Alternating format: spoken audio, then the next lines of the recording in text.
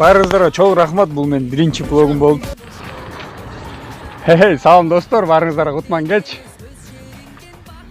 Бакыян айылынан салам. Блогер бол долбоорунун алкагында биринчи конкурста финалдык бөлүктө ат салышкан элек. Өрүза жыйынтык чыкты азыр эле.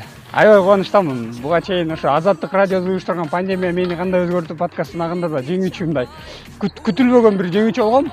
Буда дагы жеңүүчү болом деп ойлогон эмесмин чынында. Өзүмдүн активдүүлүгүмдү көрсөтөйүн деген максатта ошо видео тартып бирөөнүн ийгилигине өзүңдүкүндөй кубансаң Кудай сага дагы берет деген сөзгө ишенем. Буюрса сиздерде дагы бул кубаныч болсун ар бириңиздерде. Сиздердин колдооңуздар үчүн чоң рахмат достор.